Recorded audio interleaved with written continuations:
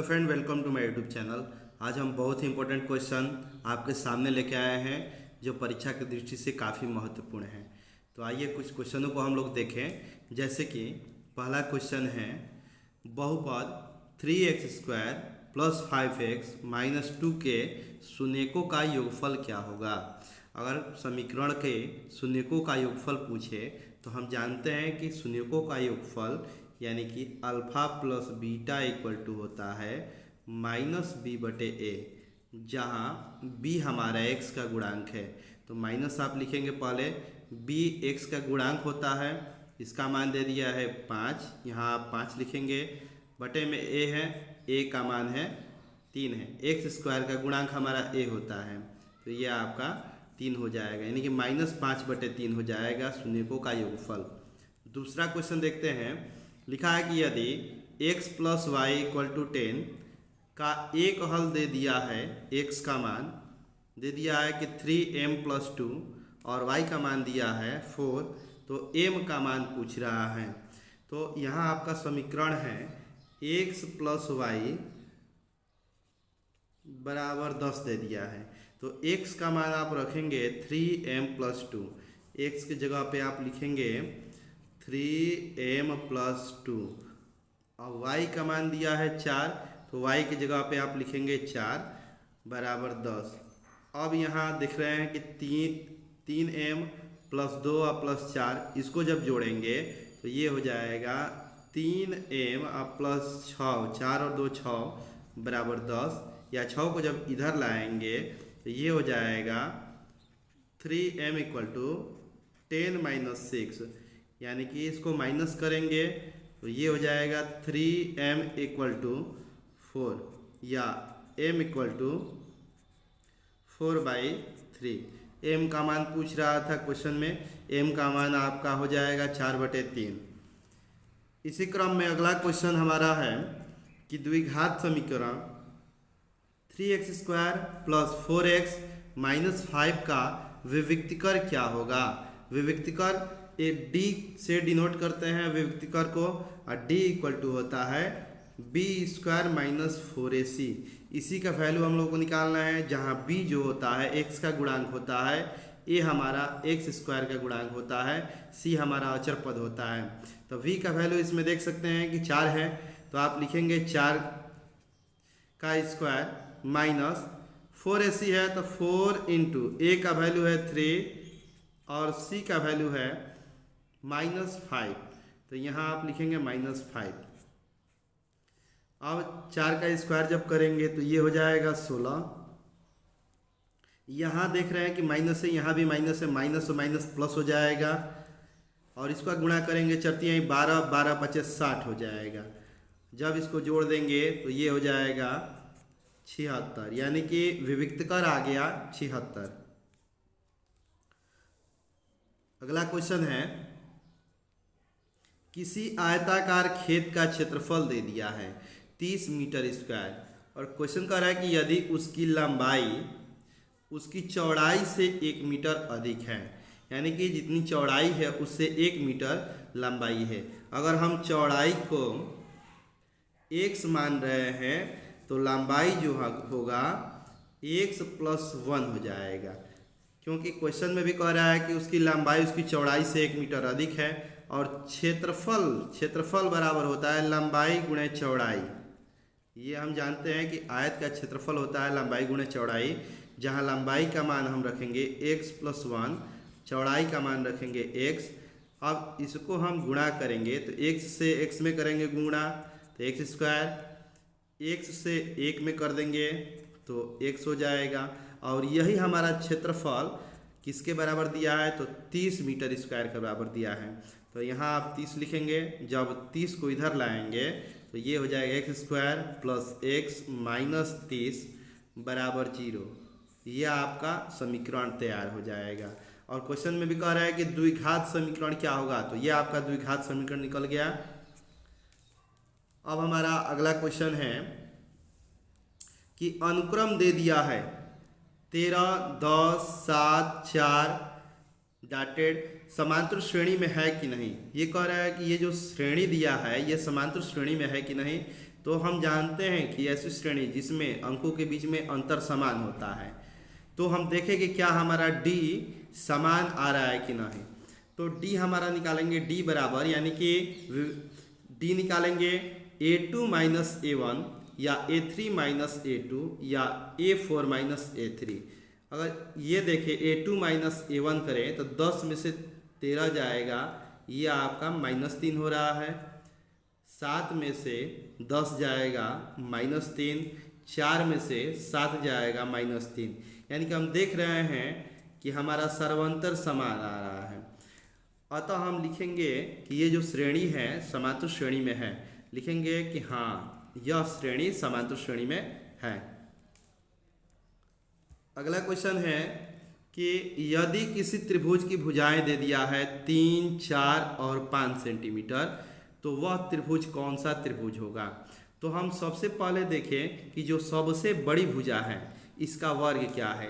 तो ये सबसे बड़ी भुजा है, इसका वर्ग हम कर रहे हैं तो ये आपका 25 हो जाएगा। और ये दोनों भुजाएं, इसका स्क्वायर हम करेंगे और छोटे वाले का, दोनों छोटे वाले का स्क्वायर कर देंगे, तो ये होगा 9 और ये होगा 16 बराबर 25।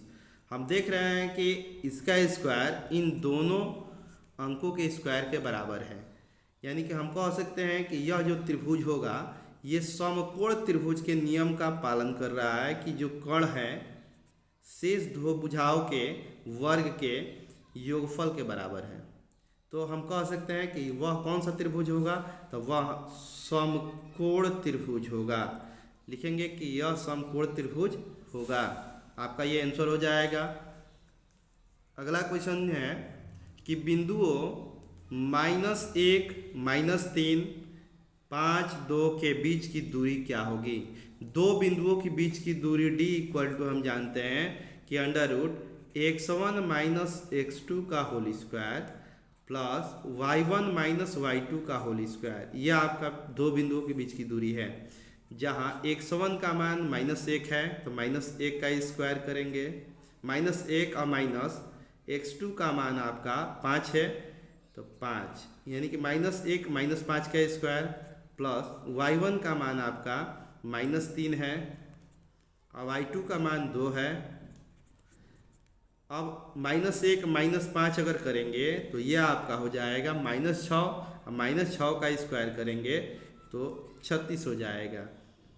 ये आपका -6 का स्क्वायर 36 हो जाएगा प्लस -3 - 2 अगर जोड़ेंगे तो -5 होगा, -5 का स्क्वायर करेंगे तो 25 हो जाएगा। अब इन दोनों को जब जोड़ेंगे तो ये 6 और 5 11, 3 और 2 5 और 1 6, यानी कि आपका दो बिंदु के बीच की दूरी आ गया है रूट में 61, यानी कि 61 इकाई। ये आपका आंसर हो जाएगा। ये जो क्वेश्चन है ये काफ़ी इंपॉर्टेंट क्वेश्चन है और ये बोर्ड एग्जाम में बहुत महत्वपूर्ण है, बोर्ड एग्जाम के लिए। अब इसी क्रम में हम लोग अगला क्वेश्चन देखेंगे। 8वां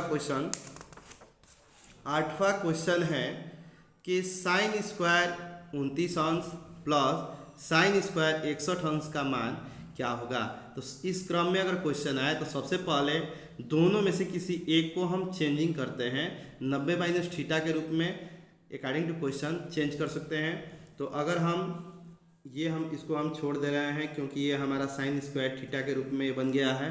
इसको अगर चेंज करें तो इसको हम लिख सकते हैं साइन स्क्वायर 90। अब यहाँ देखेंगे कि 90 में से कितना घटाएं, यह हमारा 61 आ जाएगा। तो अगर 90 में से 29 घटा देंगे तो हमारा 61 आ जाएगा और यह हमारा फॉर्मूला भी बन जाएगा, साइन 90 - थीटा बराबर cos थीटा।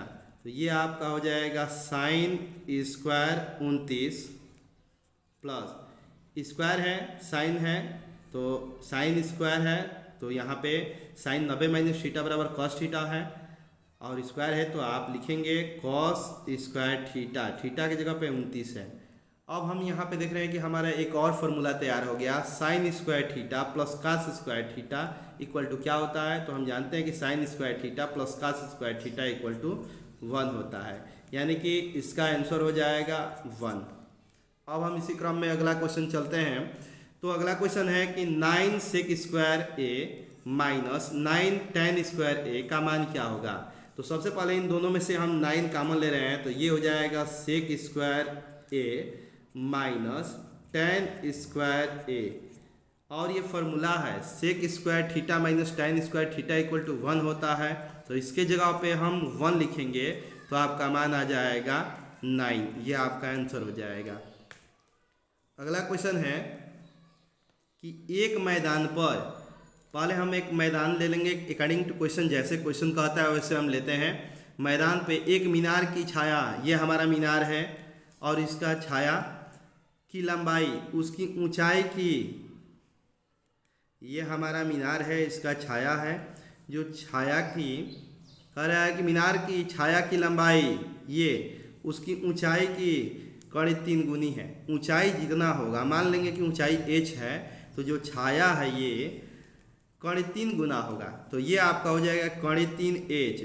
तो पूछ रहा है कि उन्नयन कोण, यहाँ हमारा थीटा का मान पूछ रहा है, तो हम ले लेंगे इस त्रिभुज में कि tan थीटा बराबर लंब बटे में आधार होता है, यानी कि लंब हमारा h है, आधार हमारा कड़ी में 3h है। h से h कैंसिल हो जाएगा, यानी कि ये आ जाएगा 1 बटे कड़ी 3। अब ये tan थीटा बराबर 1 बटे कड़ी 3, तो हम देख रहे हैं कि इस साइड में ये tan 30 अंश का मान है, तो इसको हम लिख सकते हैं tan थीटा बराबर tan 30 अंश, और यहाँ से थीटा का मान निकल जाएगा 30 अंश, यानी कि हमारा उन्नयन कोण आ जाएगा 30 अंश। ये आपका आंसर हो जाएगा। अगला क्वेश्चन है, किसी वृत्त की स्पर्श रेखा उसे कितने बिंदुओं पर प्रतिच्छेद करती है। तो यह आपका वृत्त है, यहाँ से आप अगर एक स्पर्श रेखा बनाएं, मान लेंगे कि यह हमारा स्पर्श रेखा है, तो आप देख रहे हैं कि यह हमारा एक बिंदु है, तो हम लिखेंगे कि वृत्त की स्पर्श रेखा एक बिंदु पर स्पर्श करती है। किसी वृत्त की स्पर्श रेखा उसे एक बिंदु पे प्रतिच्छेदित करती है या स्पर्श करती है। अगला क्वेश्चन देखें, तो अगला क्वेश्चन आपका है कि 6 सेंटीमीटर त्रिज्या वाले वृत्त की एक चाप केंद्र पर 60 अंश का कोण बनाता है, यानी कि त्रिज्या दे दिया है r बराबर 6 सेंटीमीटर, थीटा का मान दे दिया है 60 अंश, तो कह रहा है कि त्रिज्य खंड का क्षेत्रफल। तो हम जानते हैं कि त्रिज्य खंड का क्षेत्रफल बराबर थीटा बटे 360 पाई आर स्क्वायर, जहाँ थीटा का मान 60 हम रखेंगे बटे में 360, पाई आर का मान है 6 है, तो स्क्वायर है तो 6 गुणे 6 आप लिख सकते हैं। ये हमारा 6 बार में कट जाएगा, 6 से 6 को कटा सकते हैं, आपका आ गया 6 पाई। ये आपका त्रिज्य खंड का क्षेत्रफल हो जाएगा 6 पाई, ये आंसर हो जाएगा। इसी क्रम में अगला क्वेश्चन है, क्वेश्चन नंबर 13 पे हम चलते हैं। लिखा है कि एक बेलन तथा एक शंकु की ऊंचाई तथा त्रिज्या बराबर है। जो ऊंचाई है और त्रिज्या है आपस में बराबर है, तो इनके आयतनों का अनुपात पूछ रहा है, यानी कि बेलन का आयतन और शंकु के आयतन में अनुपात। तो बेलन का आयतन देखा जाए तो बेलन का आयतन होता है पाई आर स्क्वायर एच, ये आपका अनुपात है। और शंकु का आयतन देखा जाए तो शंकु का आयतन होता है 1/3 पाई आर स्क्वायर एच। अब यहाँ हम देख रहे हैं कि पाई आर स्क्वायर एच, इधर भी पाई आर स्क्वायर एच, दोनों बराबर है, तो इससे ये कट गया, यानी कि ये हो जाएगा, यहाँ एक बार में कटा, और ये आपका अनुपात 1/3। अब इस अनुपात को हम डिवाइड भी बोल सकते हैं, इसको हम लिख सकते हैं कि इसको मल्टीप्लाई में चेंज करेंगे तो ये हो जाएगा आपका 3/1, या इसको हम लिख सकते हैं 3/1 या 3:1, यानी कि दोनों में अनुपात आ गया 3 संबंध है 1। शंकु यहाँ पे दिया है कि तो उनके आयतनों का अनुपात, यानी कि बेलन का आयतन संबंध है, शंकु का आयतन का मान आ गया 3 संबंध है 1। अब चल रहे हैं हम क्वेश्चन नंबर 14 पे, जो काफ़ी इंपॉर्टेंट है। ये जितने भी क्वेश्चन आप देख रहे हैं ये काफ़ी इंपॉर्टेंट है, ये परीक्षा में आने वाले क्वेश्चन हैं, आप इसे ध्यान से देखते रहें। लिखा है कि 1 से 10 तक की धनात्मक सम संख्याओं का समांतर माध्य पूछ रहा है। तो सबसे पहले हम देखें कि 1 से 10 तक सम संख्या क्या क्या होता है। तो सम संख्या हम देखेंगे 1 से 10 तक, पहला हमारा 2 होगा, 4 होगा, 6 होगा, 8 होगा और 10। और इसका समांतर माध्य एक्स बार जिसको बोलते हैं, हम जानते हैं कि समांतर माध्य बराबर सिग्मा एफ एक्स अपान सिग्मा एफ होता है, जहाँ सिग्मा एफ एक्स को हम बोलते हैं पदों का योगफल और बटे में सिग्मा एफ को बोलते हैं पदों की संख्या। तो पदों का योगफल हम करें, सबको हम जोड़े 2 + 4 + 6 + 8 + 10 और पदों की संख्या कितनी है। तो 1 से 10 तक हमारा 1 2 3 4 5 सम संख्या है, तो 5 आप लिखेंगे। अब इसको जब जोड़ेंगे तो 2 और 4 6, 6 6 12, 12 और 8 हो जाएगा 20, 20 और 10 30, 30 बटे में 5, इसको हम कटा सकते हैं, 6 बार में कट जाएगा। तो ये आपका 1 से 10 तक की धनात्मक सम संख्याओं का समांतर माध्य निकल गया, ये आपका आंसर हो जाएगा। अब अगला क्वेश्चन देख रहे हैं। क्वेश्चन है कि यदि आंकड़ों 2 3 4 5 5 5 6 7 7 7 x तथा 2 का बहुलक 7 है। अगर यहाँ पे बहुलक शब्द आ गया, बहुलक आ गया, यानी कि इन आंकड़ों का वह मान जो बहुत बार आया है, सर्वाधिक बार आया है, वह हमारा बहुलक होता है। और बहुलक 7 दिया है, यानी कि 7 की संख्या अधिक होनी चाहिए। इस आंकड़ों में हम देख रहे हैं कि 5 की संख्या भी 3 बार आया है, 7 की संख्या भी 3 है, तो हमारा 7 बहुलक है, यानी कि x के जगह पे एक और 7 रहता तो हम कह सकते हैं कि इसका संख्या का बहुलक 7 होगा, यानी कि x का मान क्या होना चाहिए, 7 होना चाहिए, तभी ये लागू हो सकता है कि इन आंकड़ों का बहुलक 7 होगा। इस तरफ से ये क्वेश्चन नंबर 15 सॉल्व हुआ। और एक क्वेश्चन काफ़ी इंपॉर्टेंट है, आप इसे ध्यान से देखें, पढ़ें और समझें। इसी क्रम में अगला क्वेश्चन है आपका, आंकड़ा दे दिया है 2 12 0 9 5 15 7 और 4, इसकी माध्यिका क्या होगी। तो सबसे पहले माध्यिका के लिए हम आंकड़ों को आरोही या अवरोही क्रम में सजाते हैं। तो आंकड़ों को हम सजा रहे हैं, सबसे पहले हम छोटे से बड़े क्रम में लिख रहे हैं। तो यह आपका 0 हो जाएगा, 0 से बड़ा आपका 2 है, उससे बड़ा आपका 4 है, 4 से बड़ा 5 है, 5 से बड़ा आपका 7 है, उसके बाद 9 है, 9 के बाद आपका 12 हो जाएगा, उसके बाद 15 हो जाएगा। आप देख सकते हैं, इसमें काउंट भी कर सकते हैं, 1 2 3 4 5 6 7 8, 8 संख्याएं हैं, इसमें भी 1 2 3 4 5 6 7 8। तो हमारा n जो है संख्याओं 8 दे दिया है, जो कि सम है। तो जब सम होगा तो माध्यिका इसका हम जानते हैं, माध्यिका बराबर 1/2 n/2 पद प्लस n/2 प्लस 1 पद, यह हमारा फॉर्मूला होता है। 1/2 लिखेंगे, n/2, n का मान है 8, 8/2 अगर करेंगे तो आपका आ जाएगा चौथा पद। और यहाँ भी 8/2 करेंगे, 4 और 1 5, पाँचवा पद हो जाएगा। यहाँ मान पुट करेंगे n का मान 8। तो चौथा पद हम देखेंगे कि क्या है आंकड़ों का। तो चौथा पद आपका 1 2 3 4 5 है, तो चौथा पद के जगह पे आप लिखेंगे 5 प्लस पाँचवा पद क्या है, तो पाँचवा पद 7 है। अब इन दोनों को जब हम जोड़ेंगे तो 1/2 गुणे 7 और 5 12, 2 से इसको कटा सकते हैं तो आपका 6 आंसर हो जाएगा। यानी कि इन आंकड़ों की माध्यिका क्या होगी, 6 होगी।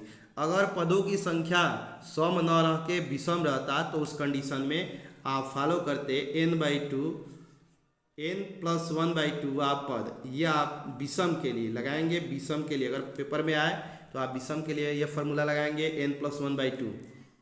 अब अगला क्वेश्चन है कि यदि किसी बंटन का माध्य और माध्यक दे दिया है, माध्य इतना, माध्यक कितना दिया है, तो बहुलक क्या होगा। तो हम जानते हैं कि बहुलक बराबर इस तरह से क्वेश्चन आते रहते हैं। फॉर्मूला आप देखेंगे, बहुलक बराबर होता है 3 माध्यक यानी कि 3 गुणे माध्यक माइनस 2 गुणे माध्य होता है।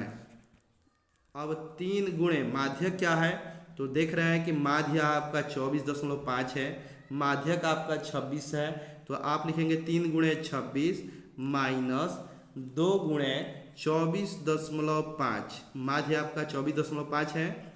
26 गुणे 3 करेंगे तो आपका 26 गुणे 3 बराबर होता है 78, और 24.5 गुणे 2 करेंगे तो 2 5 10, 2 चौके 8 और 1 9, और 2 दूनी के 4 हो जाएगा। यानी कि 78 में से जब 49 को घटा देंगे तो आपका आंसर आ जाएगा 29, यह आपका आंसर हो जाएगा।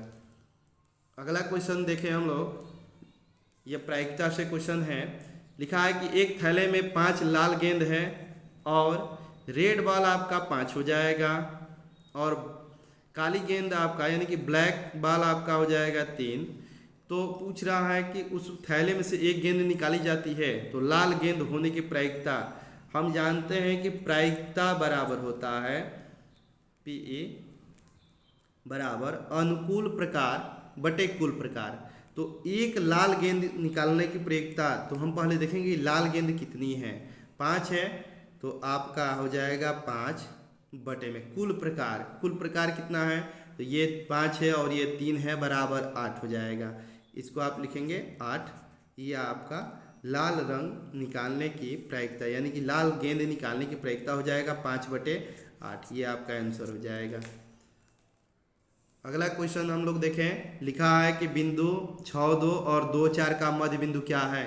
तो मध्य बिंदु का फॉर्मूला होता है कि x1 प्लस x2/2 और y1 प्लस y2/2, यह आपका मध्य बिंदु का फॉर्मूला है। जहाँ x1 का मान 6 है, x2 का मान 2 है, तो 6 + 2 लिखेंगे /2, और y1 का मान आपका 2 है और y2 का मान 4 है, तो 4 लिखेंगे बटे में 2। अब यहाँ ये हो जाएगा 6 + 2 बराबर 8, 8 भागे 2 बराबर 4, और 2 + 4 6 होगा, 6 भागे 2 बराबर 3, यानी कि इसका मध्य बिंदु आ जाएगा 4 और 3, ये आपका आंसर हो जाएगा। अगला क्वेश्चन है कि sin² theta minus sin² theta into sec² theta का मान क्या होगा। तो पहले हम इसको चेंज कर लें, sin² थीटा, सेक को हम कॉस के रूप में चेंज जब करेंगे तो ये आपका हो जाएगा 1 बटे cos² थीटा। अब इसको जब गुणा करेंगे तो ये आपका हो जाएगा sin² थीटा बटे cos² थीटा। यह हमारा फॉर्मूला बन गया। sin² थीटा बटे में cos² थीटा बराबर होता है tan² थीटा। ये जो क्वेश्चन था 20 क्वेश्चन 100% परीक्षा में आने वाले क्वेश्चन थे।